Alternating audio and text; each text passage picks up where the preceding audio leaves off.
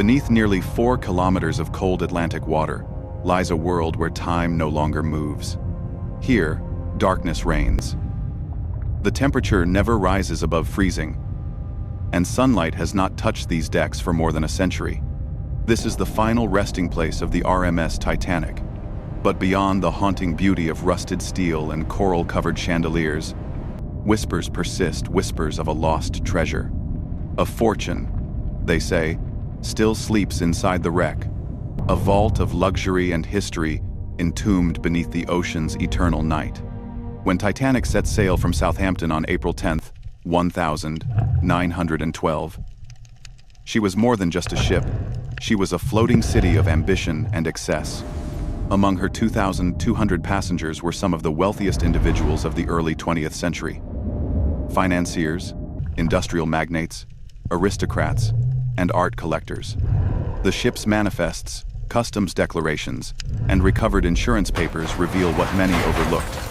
Titanic carried not only human dreams, but also material fortunes, sealed safes, bank drafts, rare jewels, fine art, and even gold shipments destined for the American banking system.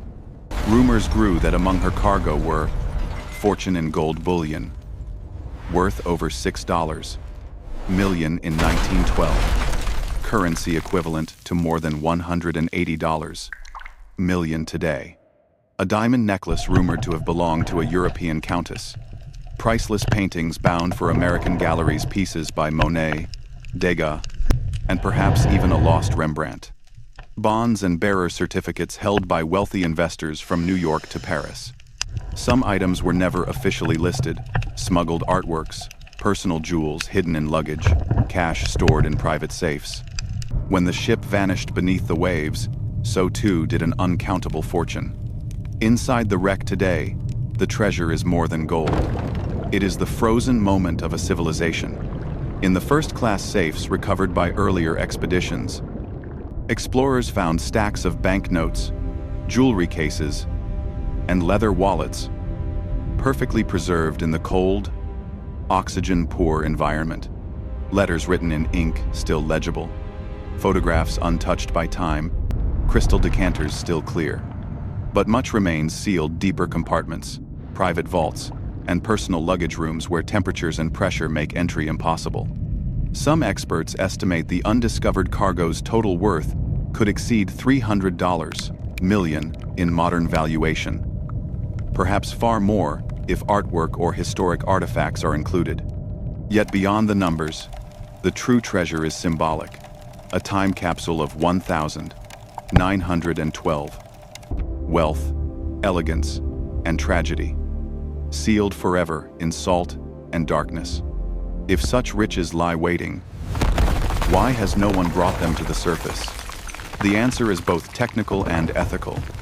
The wreck rests at a depth of nearly 12,500 feet, a crushing environment where pressure exceeds 6,000 pounds per square inch.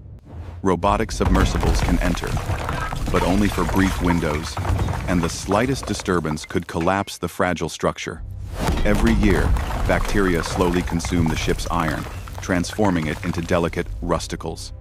What remains of the interior is fragile as paper. To attempt recovery would mean destroying what's left of the Titanic, erasing the world's most haunting underwater museum. Moreover, international maritime law now protects the site as a grave, not a treasure chest. Over 1,500 souls rest here. Salvaging valuables from their tomb is seen by many as desecration, not discovery.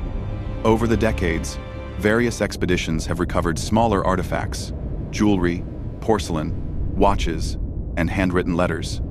Each tells a story more valuable than gold. A glimpse of the people who once walked those halls. Still, modern sonar scans suggest that deeper compartments, possibly cargo vaults, remain untouched. Inside may lie boxes sealed in lead, resistant to corrosion, still holding untouched wealth. But experts agree, even if we could reach them, we shouldn't. The Titanic's treasure now belongs not to any one person, but to history itself. As the years pass, the Atlantic reclaims what humanity left behind. Fish now glide where millionaires once dined. Coral blooms where chandeliers once sparkled. The great vaults of the Titanic, whether filled with gold or memories, are slowly merging with the sea. Perhaps the true treasure isn't in what lies buried, but in what the ship continues to teach us. About hubris, about loss, and about the impermanence of even the grandest human dreams. The treasure of the Titanic remains untouched, unseen, and unclaimed. A silent fortune entombed in steel, darkness, and sorrow. Guarded by time, pressure, and the sea itself. And perhaps that is how it was always meant to be.